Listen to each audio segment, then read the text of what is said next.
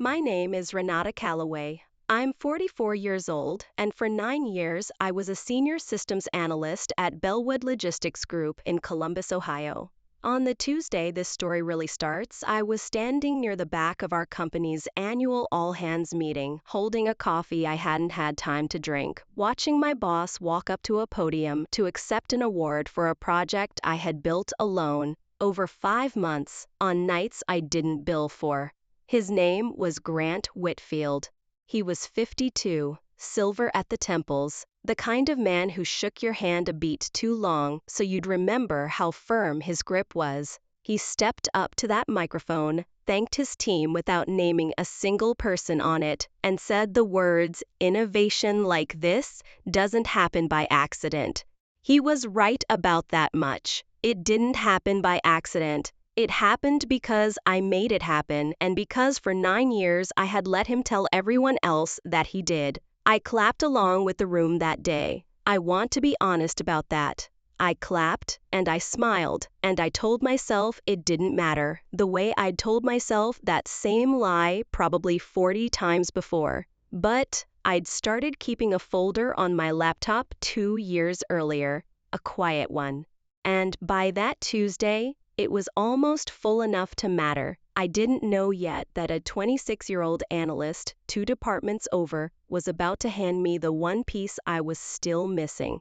Before I go on, welcome back to the channel if you've been here before, and hello if this is your first time. If you've ever been the person who did the work and watched someone else take the bow for it, I think you'll recognize a lot of this. Stay to the end. There's a moment in this story I still think about, and I suspect you will too. Comment where you're watching from. It helps more than you'd think. Let me take you back to 2015 because you need to understand who I was before Grant Whitfield ever knew my name. I grew up in Dayton, the middle of 3 kids, in a house where my father repaired industrial printers for 31 years at the same shop, and my mother kept the books for 2 dentists' offices out of our dining room.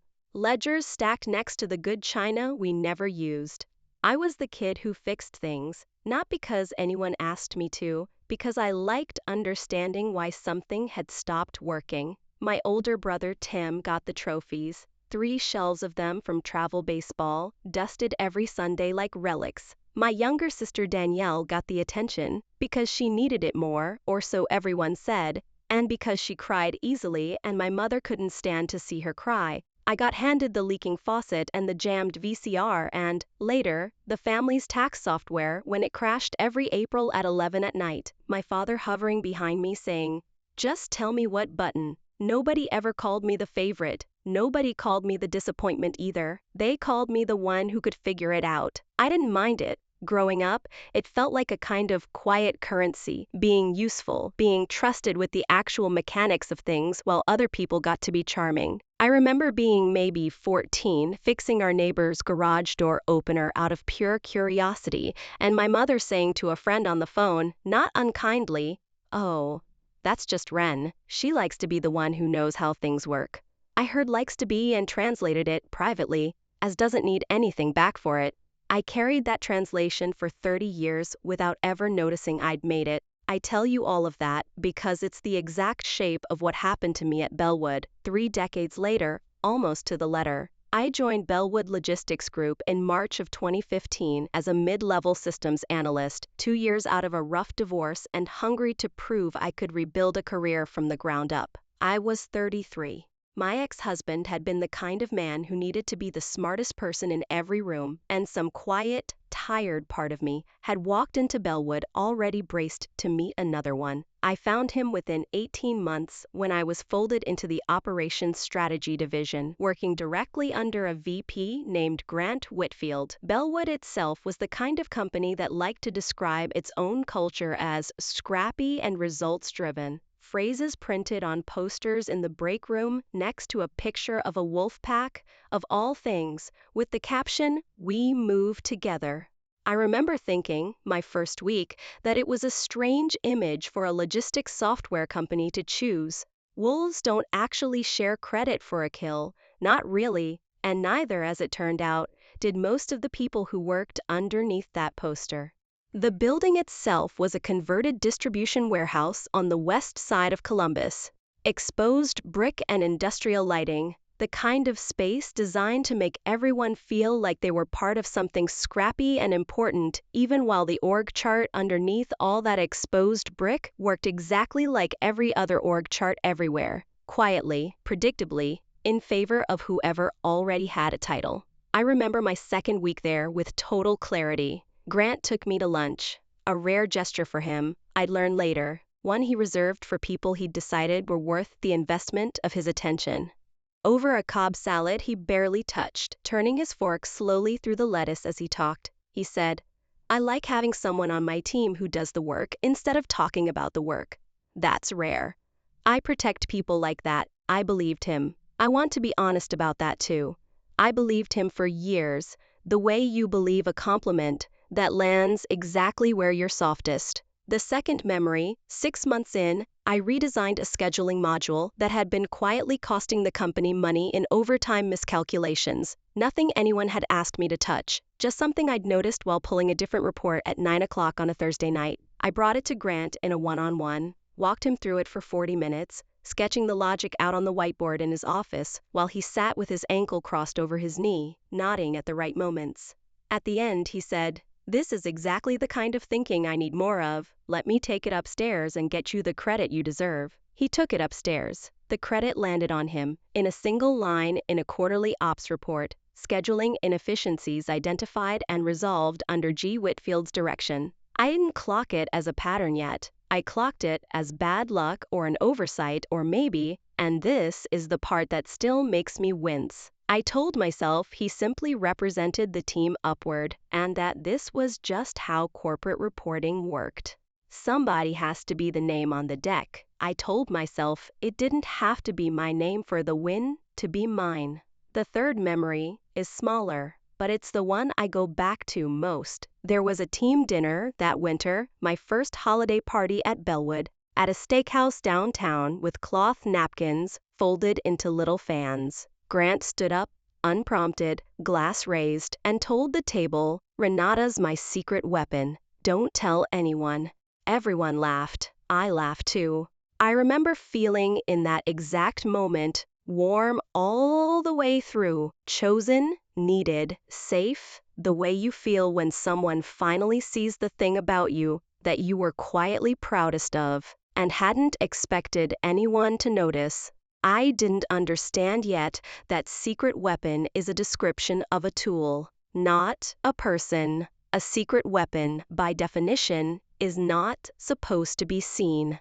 Its entire value is in staying hidden until the moment someone else decides to use it. That's the machinery of it, and I want to name it early because you'll see it again and again in this story. The compliment and the erasure can arrive in the very same sentence, wearing the very same smile. I should tell you one more thing about my father before I move forward, because it explains something about why it took me 9 years to notice what was happening to me.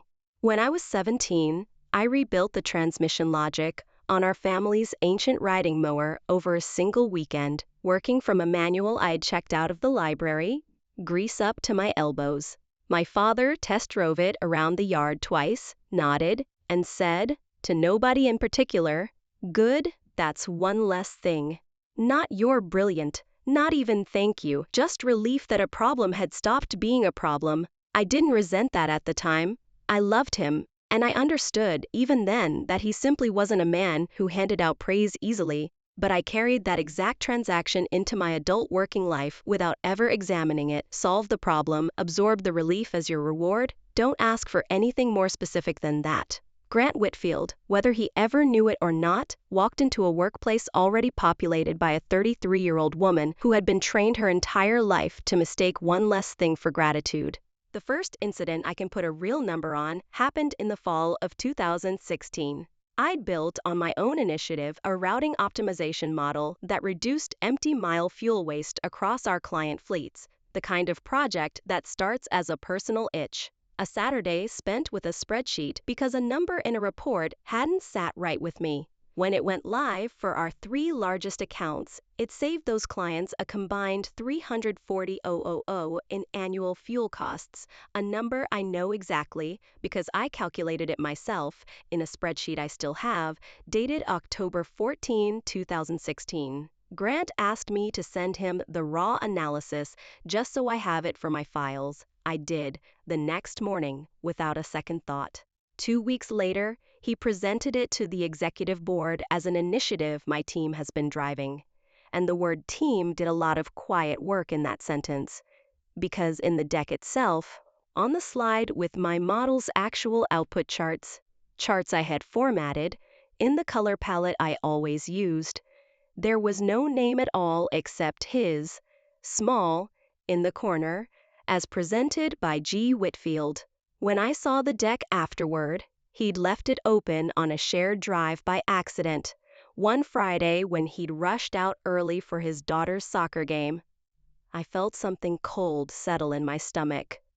But here's what I told myself, and I want you to really hear this, because I suspect some of you have told yourselves the exact same thing. He's the VP. This is how it's supposed to work. If I make noise about credit, I look petty, and petty people don't get promoted. My work is still getting used. That's what matters. I said something small to him about it, carefully, in a one-on-one the following week. I said, I noticed the board deck didn't mention who built the model. Grant didn't get defensive. He got warm, which was worse. He put a hand briefly on the table between us and said, Renata, executives don't read past the third name on a slide anyway. I put your work in front of people who matter. That is the credit. Trust me on this. It sounded almost generous. That was the trick of it. I want to describe the physical moment of that conversation because I've replayed it so many times since that I can still see the room exactly. Grant's office had a window facing the parking lot, and behind him, through the blinds, I could see my own car, a gray Honda I'd bought used the year before, small in the distance. I remember looking past his shoulder at it while he talked, thinking, absurdly, I drove myself here. I built that model at my kitchen table. None of this happened because of anything in this office. And then thinking, right on top of that thought, the way you'd swat away a fly, don't be dramatic, Ren. This is just business. I left his office 10 minutes later, having said nothing further, and I remember walking back to my desk feeling strangely light, almost proud of myself for having handled it maturely. That's a phrase I want you to notice too. I would use it on myself in some form at least a dozen more times over the next 8 years, every single time I swallowed something I should have said out loud. By the spring of 2017, I'd built a client retention dashboard that flagged accounts at risk of churning 6 to 8 weeks before they actually left, a genuinely novel tool at the time. One I'd built over nights and weekends because Grant kept deprioritizing it against more visible work whenever I raised it in our planning meetings. When it finally proved its value, catching 2 accounts worth $780,000 combined in annual revenue before they churned, Grant renamed the file GW Client Insights Final.eptx and presented it at the company's national sales conference in Nashville that June in front of nearly 400 people. He received a $15,000 performance bonus that quarter, tied explicitly to that presentation. I know the number because it was mentioned, almost as an aside, in an internal newsletter congratulating him under a photo of him shaking the CEO's hand. I told myself, again, that this was fine, that bonuses were political theater, that what actually mattered was the tool working, that petty scorekeeping over dollar figures was beneath me. I was 35 years old, and I genuinely believed that keeping score made you smaller as a person. Nobody had ever told me that not keeping score just makes you invisible instead, and that invisibility over enough years starts to feel like a diagnosis rather than a choice. I actually found out about the Nashville presentation secondhand, from a sales rep named Franklin who mentioned it to me in passing at a company picnic that August, assuming I already knew, since after all, I'd built the thing. "Man, that dashboard demo killed in Nashville," he said, balancing a paper plate of potato salad. "Grant's really something up on stage, huh?" I said something non-committal. "Yeah, he's good at that," and changed the subject to the potato salad. I drove home that evening turning the sentence over in my head, "He's good at that," and realizing, with a small internal flinch, that it was the single most honest thing I'd said about Grant Whitfield in 2 years. He was good at that. He was good at almost nothing else related to the actual mechanics of our department, and he was extraordinarily professionally good at standing in front of a room and being the person a success seemed to belong to. In January of 2018, a Director of Operations Strategy position opened up, the natural next step above my role, reporting directly to Grant. I'd been at Bellwood 3 years. I'd built 2 of the department's most cited internal tools, and I asked Grant directly, in his office, whether I should apply. He sat back in his chair, laced his fingers behind his head, and I remember his exact words because I wrote them down that night, in a private note to myself, half recognizing even then that I might need it someday. "The timing isn't right for you, Renata. Honestly, you're too valuable where you are. If I move you into director, I lose my best analyst and gain a mediocre manager. I need you exactly where you are." The role went to Marcus Feld, a man Grant golfed with on weekends at the same club, who had been at the company 11 months and whose largest prior contribution had been a client-facing slide template everyone still called, without irony, the Marcus deck. I did not apply again for 2 years. I told myself Grant's reasoning made sense. I told myself I probably would be a mediocre manager, that I liked building things more than managing people, that there was dignity in being the person the machine ran on rather than the person whose name was on the machine. I want to pause here and say something plainly. That sentence he gave me, "You're too valuable where you are," is one of the most efficient tools of quiet exploitation that exists in a workplace. It flatters you while it cages you. It sounds like praise. It functions like a lock. I called my sister Danielle that weekend, more out of habit than any real expectation of comfort. We'd never been the kind of siblings who processed things together, but she was the only person outside of work one mentioned it to at the time. She listened for about 90 seconds and then said, "Well, are you sure you even want to manage people? You always hated group projects in school." It wasn't cruel, exactly. It was just Danielle, offering the same kind of reflexive reassurance she'd offered me since we were kids, the kind that quietly closes a conversation instead of opening one. I said, "Yeah, you're probably right," and got off the phone 12 minutes later feeling worse than before I'd called, though it took me years to understand why. Nobody in my life, not my boss, not my sister, had ever once asked me what I actually wanted.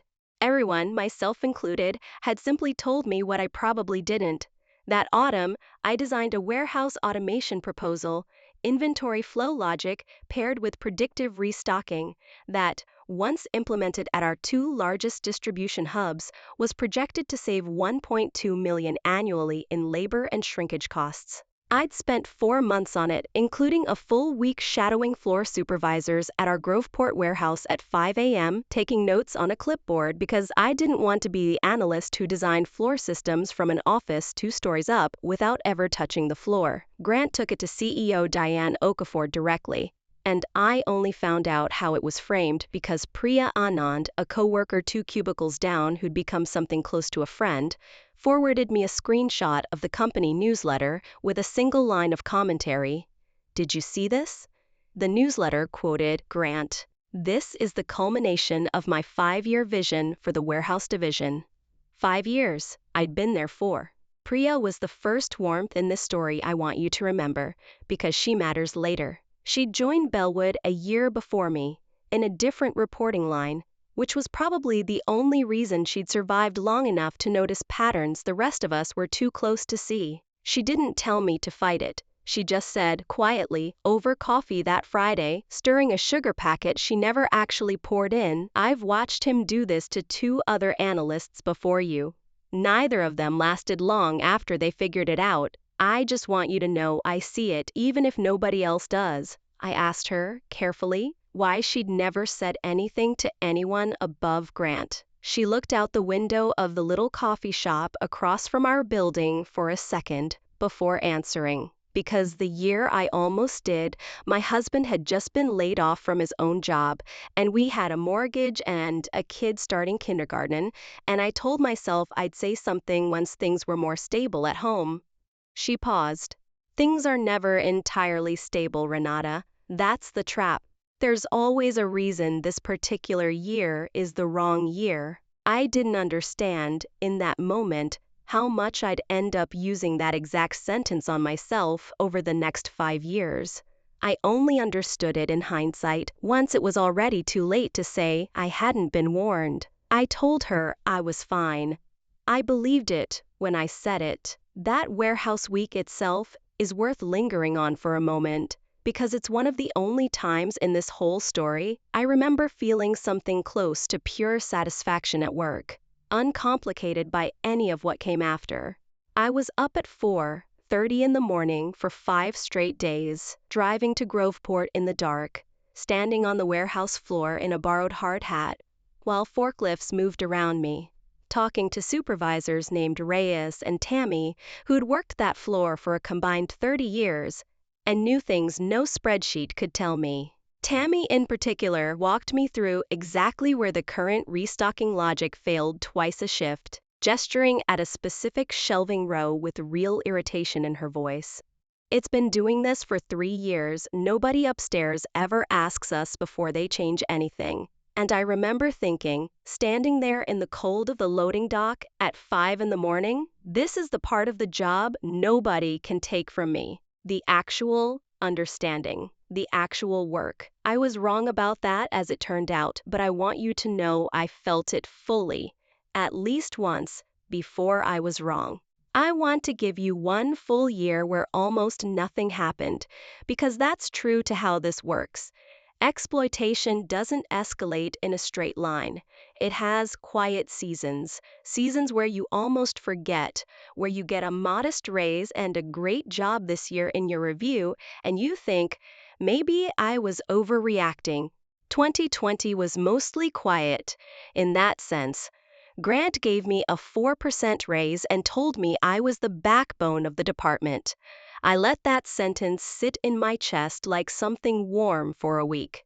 The one thing worth noting from that year, in hindsight, is a hiring decision that seemed unremarkable at the time. Bellwood brought on a 23-year-old junior analyst named Colin Rhee, fresh out of Ohio State, assigned to a different pod within our division. One trained him for exactly 1 afternoon on our reporting software and thought nothing more of him for 2 years. I mention him now because his name is going to matter again, later, in a way I never saw coming. I also want to be honest that 2020 wasn't quiet for reasons entirely separate from work. My father died that February before any of the larger disruptions that year, and I flew back to Dayton for 11 days to help my mother and Tim sort through the house. Grant sent a fruit basket and a card that said, in his own handwriting, "Take all the time you need. The department will manage."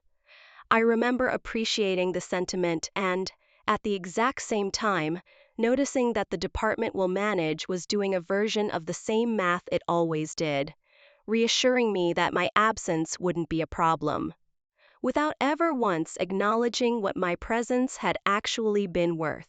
Grief has a way of making you notice patterns you'd normally let slide past you, and some quiet, exhausted part of me filed that sentence away too. In the spring of 2021, doing my own quarterly reconciliation out of habit, a habit my mother's dining room ledgers had apparently given me for life, I noticed something odd. Nearly 22,000 in overtime hours I'd logged across 3 separate projects over the previous 2 years had been coded under a different internal project number. One associated with a special initiatives budget that Grant, and only Grant, had signing authority over. When I raised it with HR, framed carefully as a payroll coding question rather than an accusation, I was told the discrepancy was an administrative miscode and corrected within a pay cycle. I got the back pay. I did not get an explanation for how the miscode happened 3 separate times, always in the same direction, always benefiting the same budget line. I told myself it was incompetence, not intent. I want to be honest that I'm still not fully certain which one it was. But I stopped giving Grant the benefit of the doubt quite so automatically after that. Something in me, quietly, started keeping a folder.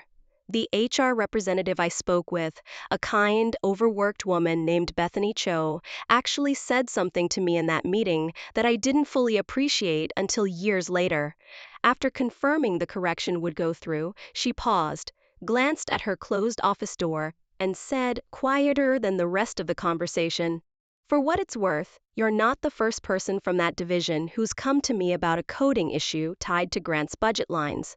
I asked her carefully, who else? She said she couldn't say, which I understood and didn't push, but the sentence sat with me for months afterward, a small crack of light under a door I hadn't known was there. It was the first external confirmation I'd ever gotten that whatever was happening to me wasn't unique to me. It would be almost 3 more years before I learned the actual names behind that crack of light. There's one more piece from that same year I need to tell you, because without it, the next 3 years don't make sense.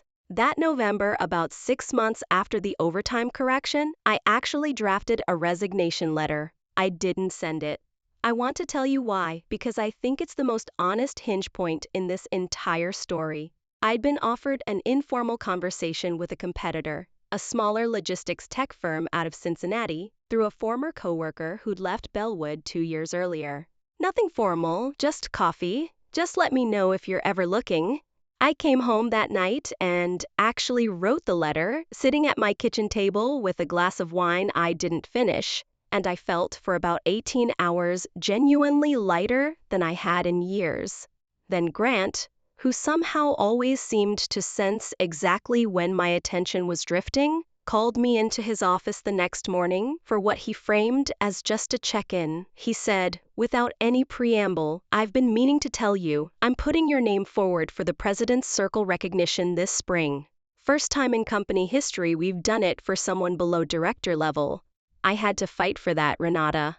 I want you to know I'm fighting for you, even when you can't see it happening." I never got the President's Circle recognition. It was never mentioned again after that January. But I want to be honest that in the moment, sitting in that office, it worked exactly the way it was designed to work. I went home that night and quietly deleted the resignation letter from my drafts folder, and I told myself I'd been rash. That leaving over feelings about credit would have been an immature reason to walk away from 9 years of institutional knowledge and a genuinely good salary. I want to name the mechanism here directly because it's one of the most important ones in this whole story. The promise of future recognition is one of the cheapest, most renewable currencies a person in power can spend on you. It costs nothing to say. It requires no timeline. It can be extended indefinitely, one vague future tense at a time, for exactly as long as it keeps you from looking elsewhere.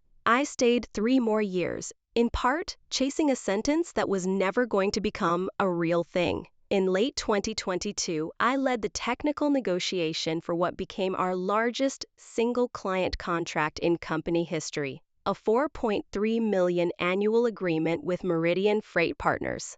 I wrote the technical proposal, built the pricing model from scratch over 3 weekends, and sat in 4 of the 5 negotiation calls. Though Grant was always in the room as the executive sponsor, mostly nodding, occasionally repeating a number I'd already said in slightly more confident language. The signed deal was announced company-wide with Grant's photo on the internal site, under the headline, "Whitfield Closes Landmark Meridian Deal." He was promoted to Senior Vice President 3 months later. My name did not appear in the announcement. It appeared once in the actual contract's technical appendix in 8-point font, as prepared by R. Calloway, a line I don't think anyone outside of legal ever read.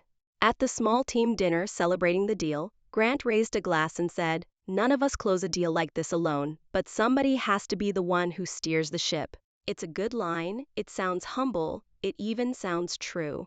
But notice what it does. It acknowledges a team exists, in the vaguest possible terms, while making sure the only specific name attached to the win is his own. That's the machinery again. The plausible deniability of teamwork, wrapped around the very specific theft of authorship. I remember one specific call in that negotiation, the third of the 5, where Meridian's CFO pushed back hard on our per-mile pricing tier, and there was a long, uncomfortable silence on the line, while Grant fumbled for an answer he clearly didn't have memorized. I unmuted myself and walked through the margin logic directly. The actual reasoning behind the number, not just the number itself, and I watched, over video, Grant's shoulders visibly relax as I talked, the way a man relaxes when someone else has just quietly rescued him from a room. He said, once I'd finished, right, exactly what I was about to get into, and moved the conversation forward as though he'd been one sentence away from saying all of it himself. Nobody on that call corrected him. I certainly didn't. I told myself, driving home that night, that the deal was the important thing, not who got to look competent while it was won. I still believe that. Actually, I just no longer believe it was ever a fair trade. By 2023, I was 39 years old, 10 pounds lighter than I wanted to be from stress I hadn't named yet, and asked, that spring, to onboard and mentor a new senior analyst, the same Colin Rhee from 3 years earlier, now promoted into our pod, understood without being told to be groomed as a future director. I did it well. I always did things well. I was starting to understand both my strength and the leash around it. Colin was earnest in a way that reminded me of myself at 26. He stayed late without being asked. He double-checked his own math obsessively. He thanked me constantly for explaining things I didn't mind explaining. One afternoon that fall, going over a reporting template together, he said, almost shyly, Grant mentioned you basically built half the systems this department runs on. I didn't realize that until I started digging through the file history. I remember laughing it off, a little uncomfortable, and saying, that's one way to put it. I didn't ask him what he meant by digging through the file history. I wish I had, sooner than I eventually did. I want to give you the other warmth here too, because this story needs it and because it's true. That same year, my daughter Josie, 12 years old, made the honor roll for the first time and stood up at her middle school assembly to accept a small certificate. My husband Mark squeezed my hand in the audience and said, you know she gets that stubborn do-it-right streak from you.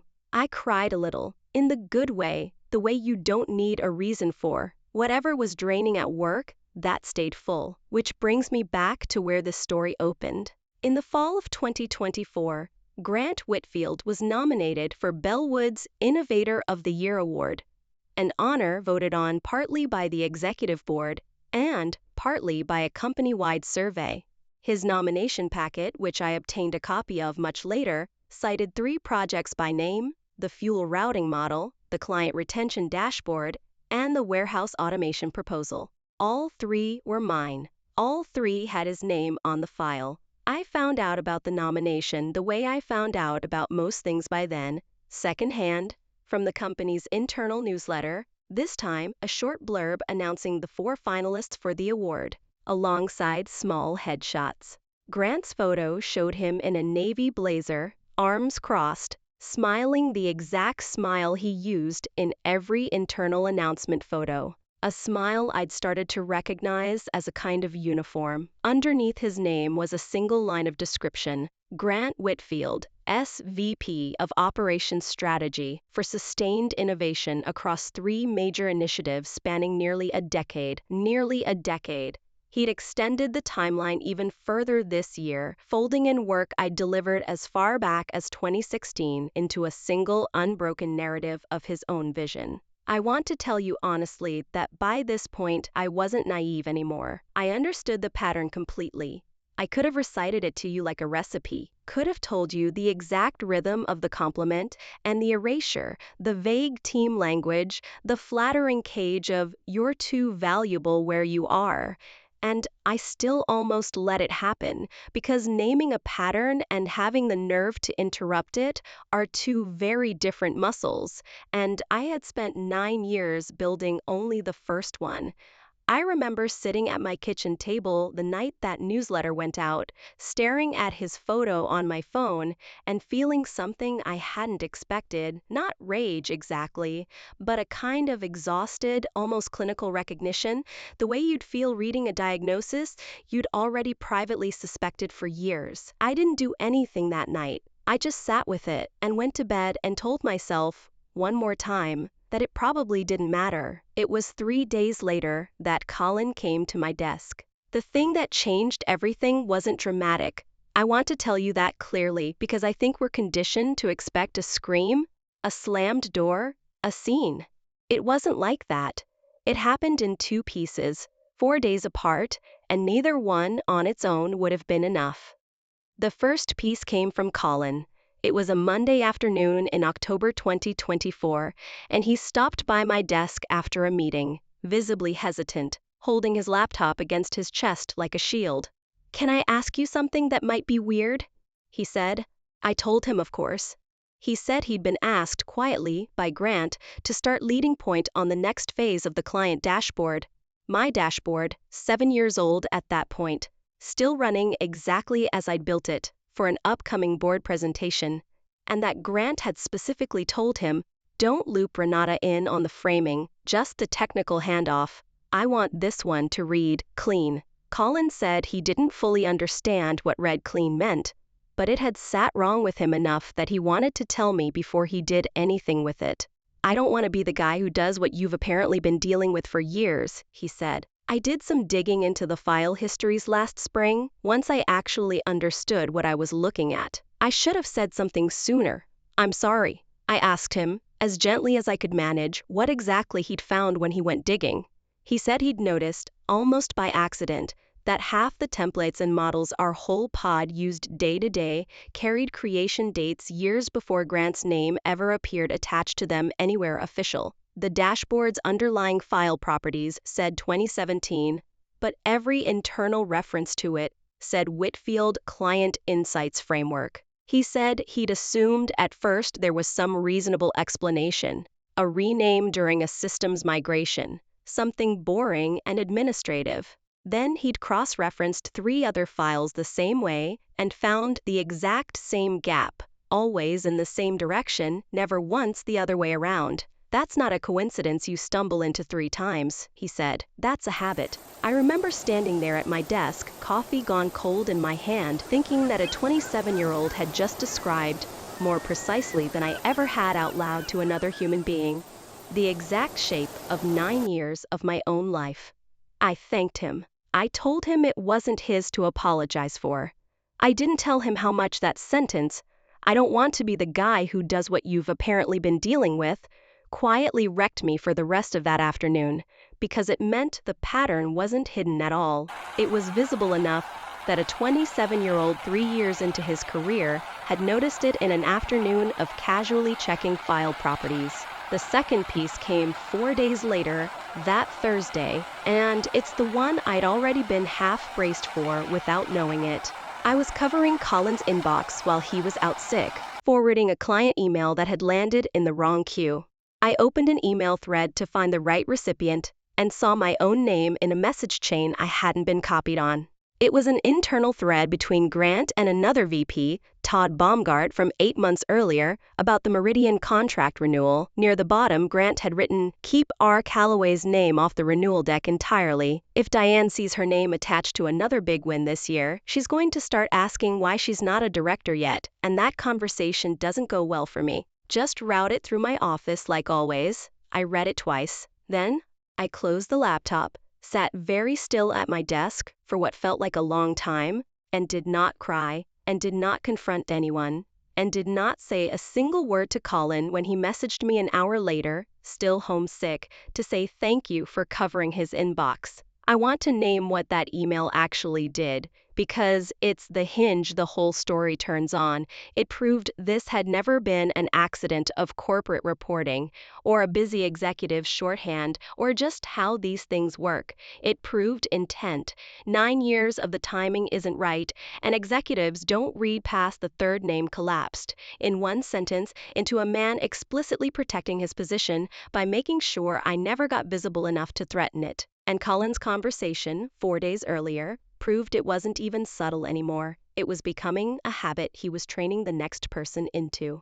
That's the gut punch of a quiet betrayal. It doesn't arrive with volume. It arrives as evidence that the warmth was never really about you, and that you were about to become the mechanism by which it happened to someone else. I didn't do anything for 6 days. I want to be honest about that, because I think the immediately took action version of this story is a lie people tell to make themselves sound braver than they were in the moment. I went home. I made dinner. I helped Josie with a history project on the Berlin airlift, cutting out little cardboard airplanes at the kitchen table while she narrated facts at me. I lay next to Mark at night and didn't tell him for 2 full days, because saying it out loud felt like it would make it permanently real. When I finally did tell him on a Saturday morning over coffee, Mark didn't say what I expected. I expected outrage on my behalf, and some of that came quietly in the tightening of his jaw, but mostly he asked a question I wasn't ready for. What are you afraid happens if you say something? I sat with that question longer than I wanted to. And the answer, when it finally surfaced, embarrassed me a little, because it was so simple. If I stop being the reliable one who doesn't make waves, who am I to them? 9 years of being the backbone, the secret weapon, too valuable to promote. I realized I had built an entire identity at that company around being indispensable and invisible at the same time, and some part of me was terrified that if I stopped accepting the invisibility, the indispensability would evaporate too. That they'd realize they never needed me specifically, just the labor. That underneath the binder I was about to build was a much smaller, much older fear. The one from being 14, fixing a neighbor's garage door and hearing my own mother describe it as something I merely liked, rather than something I deserved anything back for. Mark asked me a second question that morning, gentler than the first, that I think mattered even more. If Josie came to you with exactly this story, he said, swap out the company name, swap out Grant's name, what would you tell her to do? I laughed, a little bitterly, because the answer arrived instantly, with no hesitation at all. I would tell her to document everything, go to the person with actual authority, and stop absorbing someone else's success as a substitute for her own. I would tell her that being needed by someone who benefits from her silence is not the same thing as being valued by them. I sat with the gap between how fast that advice came from my daughter and how many years it had taken me to consider it for myself. And something in that gap is, I think, the real reason I finally acted. Not the email, not even the money. It was the plain, humiliating clarity of realizing I'd give a 14-year-old better counsel than I'd given myself for 9 years running. Before I called Denise, I did something I'd never done in 9 years at Bellwood. I booked a session with a therapist, a woman named Dr. Adaeze Okonkwo I'd found through our company's employee assistance program, mostly because the appointment was free, and I told myself I was just processing some work stress, a phrase small enough that I could say it to myself without flinching. I sat in her office that first Tuesday and told her the whole timeline, flatly, almost like a status report, the way I'd have presented a quarterly review. She let me finish. Then she asked one question that I still think about. When you talk about all of this, you use the word fine 7 or 8 times. What do you think would happen if it wasn't fine? I didn't have an answer ready. I sat with it long enough that the silence became its own kind of answer. Finally, I said, I think if it isn't fine, I have to admit I let this happen to myself for 9 years, and I don't know what to do with that. She didn't rush to reassure me out of that thought, which I was grateful for later, even though it was uncomfortable in the moment. She said, letting something happen and being victimized by it aren't opposites either. You can be both. Most people who stay quiet this long are both. I left that session with nothing solved, but with one sentence I kept returning to for weeks afterward, that staying quiet hadn't made me complicit in some shameful way. It had simply been the strategy of someone who'd learned, decades before Grant Whitfield ever existed, that being useful without asking for anything back was the safest way to be loved. I called an old college friend, Denise, who'd become an employment attorney in Cleveland. I didn't ask her to threaten anyone. I asked her plainly, if I have written proof someone has been suppressing my professional credit and diverting compensation for nearly a decade, what does that actually mean, legally and practically? She was calm and precise in a way I needed. She told me the email alone wasn't a slam dunk lawsuit. Corporate credit stealing exists in an ugly gray zone that's rarely illegal on its own, and the overtime miscoding, while suspicious, had already been corrected on paper years earlier.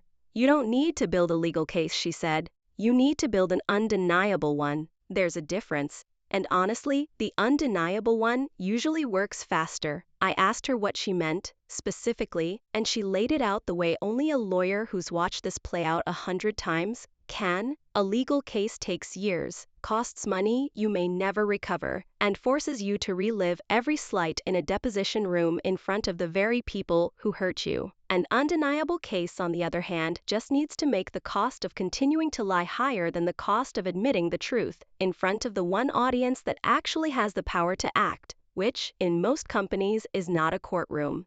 It's a room full of the boss's own boss. You're not trying to win a trial, Denise said. You're trying to make it impossible for anyone in that building to keep pretending they didn't know.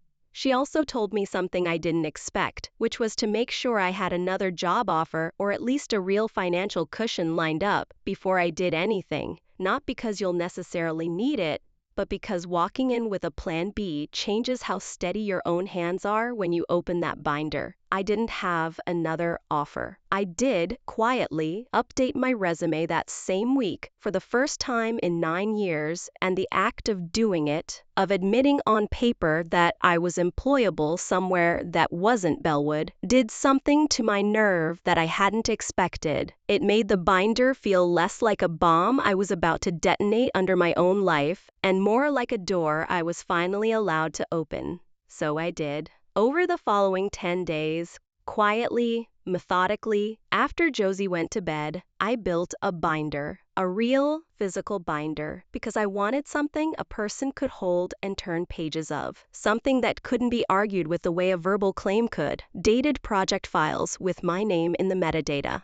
The original fuel routing spreadsheet, time-stamped October 2016, 8 months before Grant's board presentation. Screenshots of the client dashboard's original file name and creation date. My name in the Meridian Contracts technical appendix. The overtime miscoding correction from HR Collins' account, which he offered to put in writing without my even asking. I already told you I should have said something sooner, he said, when I hesitated to ask him for it. Let me actually do it this time. And, at the center of it, printed and highlighted, the email. I called Priya. I told her everything. She didn't hesitate. I'll say what I saw whenever you need me to, she said. I should have said something years ago. I was scared for my own job. I'm not going to let that happen twice. I sat with the binder closed on my kitchen table for 3 more nights before I did anything with it. I kept circling the same fear. Being indispensable and being valued are not the same thing, and for 9 years, I had confused one for the other. Saying that sentence to myself, finally, out loud, alone in my kitchen, was the moment I actually decided. Not anger, just clarity, arriving late the way it often does. Bellwood's Innovator of the Year award was presented every November at the company's all-hands meeting, in front of roughly 200 employees and the full executive board, including CEO Diane Okafor, 58, a woman I respected but had never spoken to directly more than a handful of times in 9 years. I requested 2 minutes on the agenda that morning, framed to the event's coordinator simply as a brief recognition note related to the Innovator nominees. Nobody asks follow-up questions about a 2-minute request. I made sure of that. Grant was called up first, as anticipated, introduced as the presumptive winner for his leadership across 3 transformative initiatives: the fuel model, the dashboard, the warehouse proposal. He gave his acceptance remarks. He said, again, innovation like this doesn't happen by accident. I watched Diane Okafor nod along from the front row, and I watched Colin, 3 rows back, glance once at me and then quickly away. Then the coordinator, checking her notes, called my name for the recognition note. I walked up with the binder. I did not raise my voice. I set it down on the podium, opened it to the first tab, and said calmly into the microphone, "Before we close this out, I want to make sure the record is accurate, because I think accuracy matters more than applause." All 3 projects just credited to Grant: the fuel routing model, the client retention dashboard, and the warehouse automation proposal were designed, built, and delivered by me over the last 8 years. I have the original files, time-stamped, with my name in the metadata, going back as far as 2016. The room went very still. I could hear, very specifically, the hum of the HVAC system and, somewhere near the back, a chair creak as someone shifted their weight. I turned to the next tab. "Here's the original file for the fuel routing model," I said, holding up a printed screenshot with the creation date circled in red, dated October 2016. "Here's the client dashboard, dated March 2017. Here's the technical appendix of the Meridian contract, with my name listed as the preparer, which none of the public announcements about that deal mentioned." I let each page sit in the air for a second before turning to the next, deliberately unhurried, the way Denise had actually coached me to do on our last call. "Slow is credible," she'd told me. "Fast looks like an accusation. Slow looks like a fact." "I also have this," I said, and I read the email aloud, the one Grant had written 8 months earlier, about keeping my name off the Meridian renewal so Diane wouldn't start asking why I wasn't a director yet. "I want to tell you Grant stayed composed. He didn't." His face went a mottled red, and he pushed back from his seat slightly, saying, too loudly for the room, "This is completely inappropriate. This is not the venue for a personal grievance. And frankly, Renata, if you had concerns, you should have." And Diane Okafor, without raising her own voice at all, cut in, "Sit down, Grant. Let her finish." He sat. I remember Todd Baumgart, 2 seats down from Grant, very deliberately studying the surface of the table in front of him, and I remember thinking, with a strange, distant clarity, that he had almost certainly known about at least some of this the entire time. "I'm not asking for an apology in this room," I said, mostly to Diane now. "I'm asking that the record reflect who actually did the work, because right now, it doesn't, and it hasn't for 9 years. Diane nodded once, slowly, and said only, "Understood. We'll take this up properly, starting today." It wasn't a dramatic promise. It was, I think, exactly the right amount of promise for that moment, not performative reassurance, just an acknowledgement that the thing I'd said was now impossible to unhear. I finished. I closed the binder, and the one line I said, the one I'd turn out to think about for the rest of this story, was this: I was never trying to take anything from him. I was just done letting him take everything from me and calling it teamwork.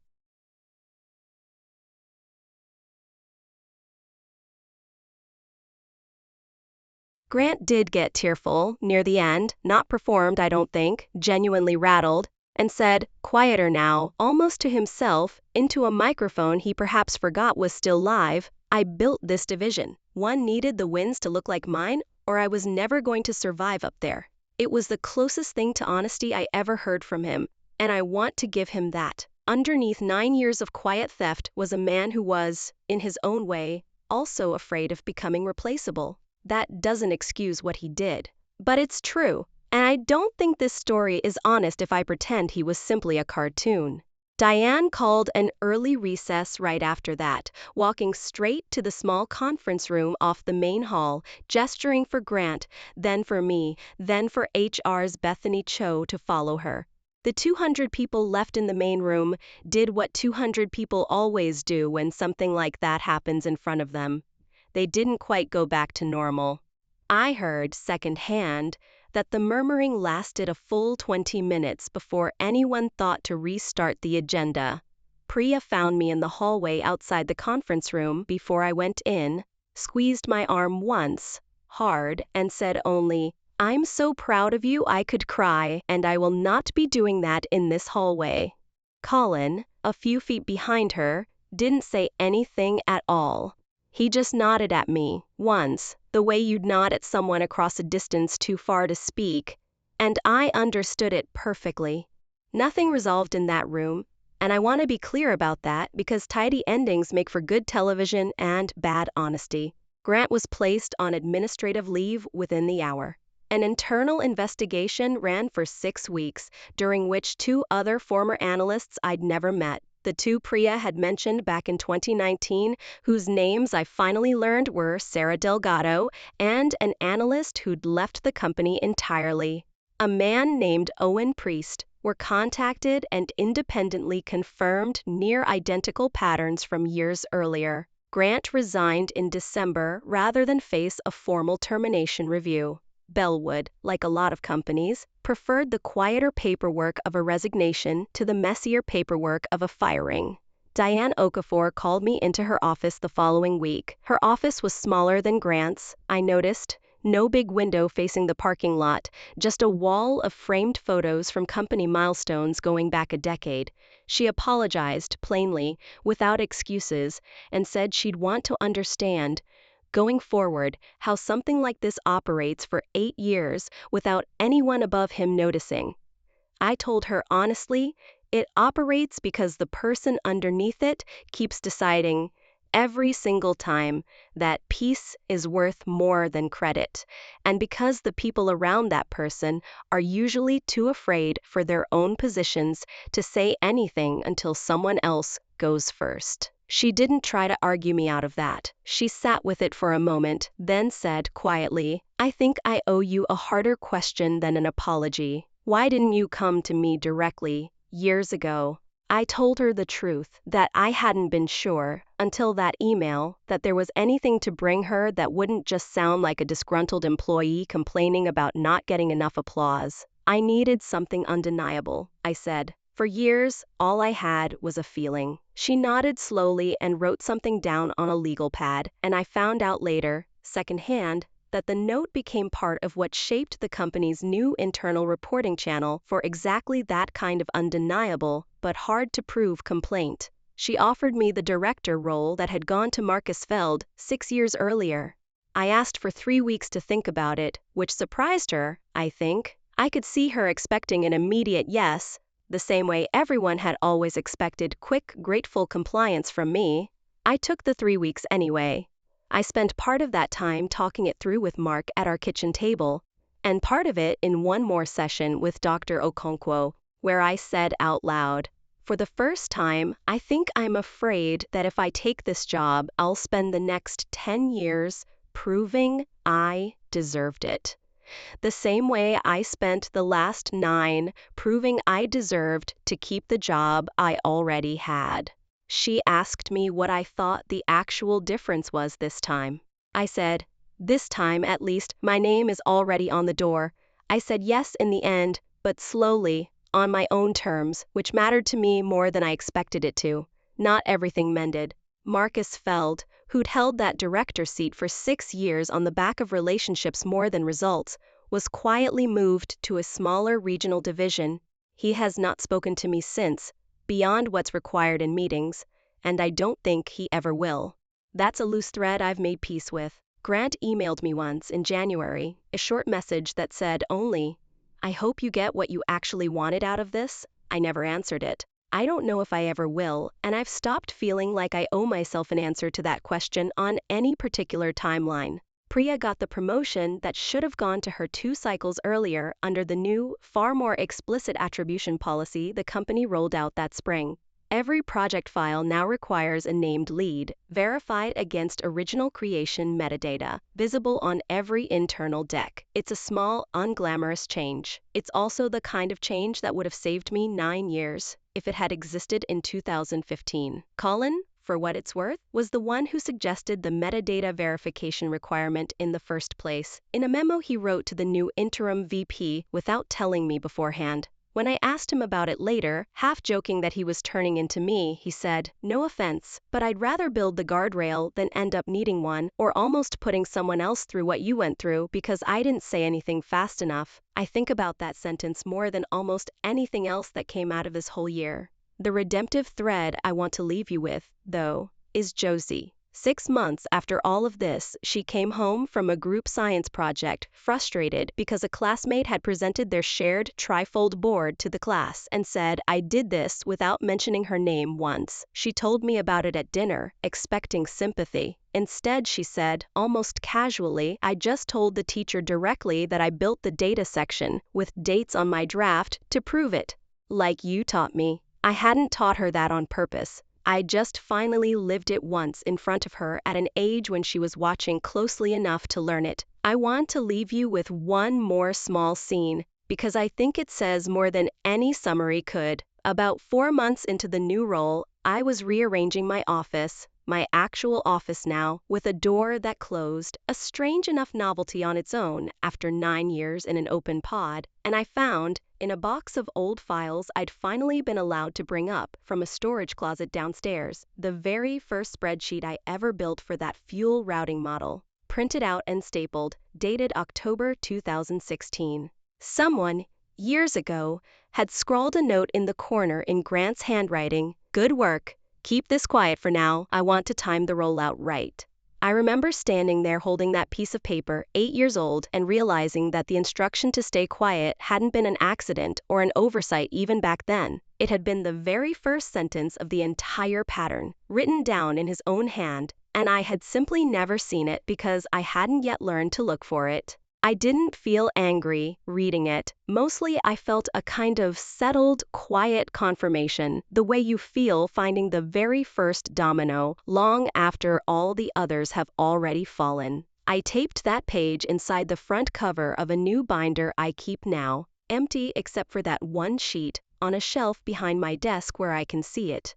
Not out of bitterness, just as a reminder of what the very beginning of something like this actually looks like, in case I'm ever the one someday standing on the other side of it, the person with more power in the room, deciding, in some small quiet moment, whether to say someone else's name out loud or let it disappear into a slide with only mine on it. If there's one thing I want you to take from this, it's the sentence I finally said to myself, alone, in my kitchen, the week I decided to open that binder. Being indispensable and being valued are not the same thing. And for 9 years I had confused one for the other. You can be the most reliable person in a room and still be the most invisible. Those two things aren't opposites. They're often the exact same mechanism running at the exact same time. Thank you for staying with me through this one. If any part of this felt familiar, if you've ever built something quietly and watched someone else take the bow, I'd genuinely like to hear your story in the comments below. Share this with someone who needs to hear it today. And if you haven't already, subscribe for the next one. I'll see you there.